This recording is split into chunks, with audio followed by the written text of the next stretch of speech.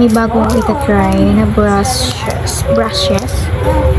Paglilinis natin ng kilay. Nabili ko to for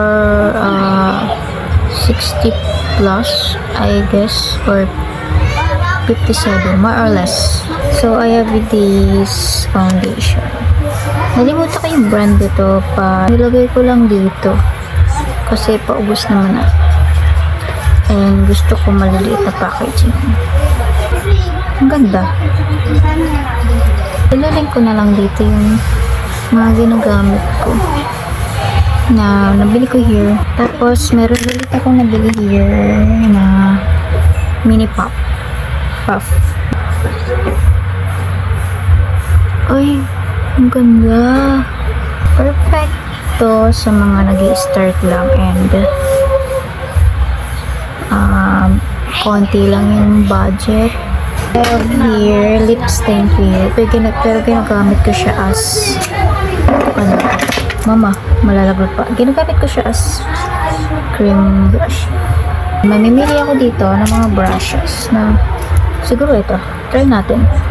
Why not? Ay, sobrang ano pala. Wala akong alam sa mga brush kasi. Sorry. Ang lambot. Kailangan pala yung mas dense. Tapos magsaset tayo ng ating pagmumukha. Ayan. Gamitin ko itong malaking brush. I don't know.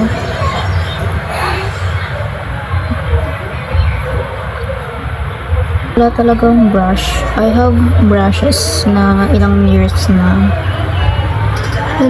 ko nang ginagamit and gusto kong bumili ng bago pero yung budget ko hindi aabot dun sa may mga branded na brush, name ng brush. So I tried to buy here sa TikTok and it's working. As you can see, diba? May shadow tayo. So meron ako nito from Pretty Secret. Yes, Pretty Secret yan. Kunin ko lang tong pinaka gantong shade. Tap.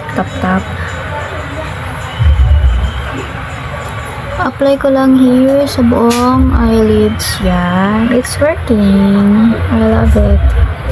Kukuha ang darker shade.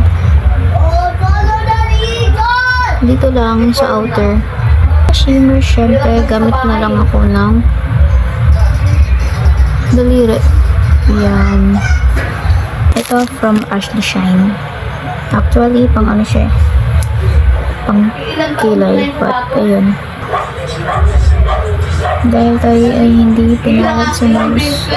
Yung gantong shade, yung puti. Para naman dito.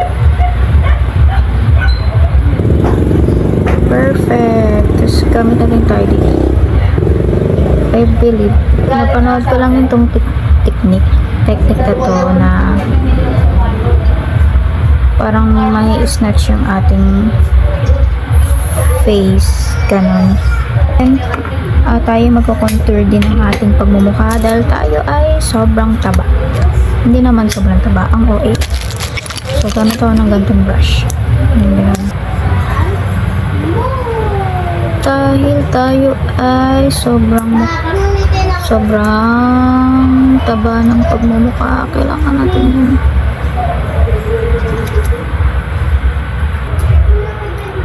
Para i-highlight yung ating i-highlight ko lang ito. And then ito din.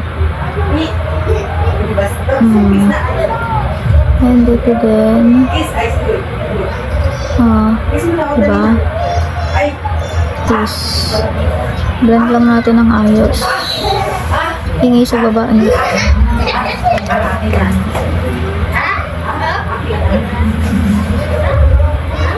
And of course here sa inner. And ito na. Gagawa tayo ng egg usal. Siyempre, palsin natin yung product dito. And ito na din ang gagamitin ko. Panggawa ng egg usal. Yan. It's working, right? And then after nun, kuha tayo ng puting ito, shade again para naman dito.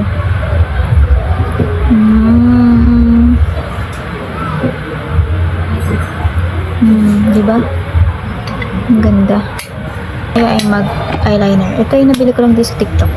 Sobrang fine ng tip. So, good luck na lang kung kaya ko. Linis-linis.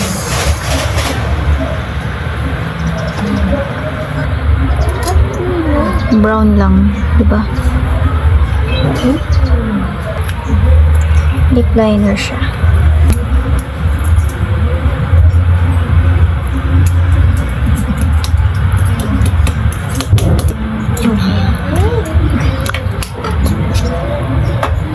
Hindi siya drying sa lips. Creamy yung texture. Proceed na tayo sa paglalagay ng Ito.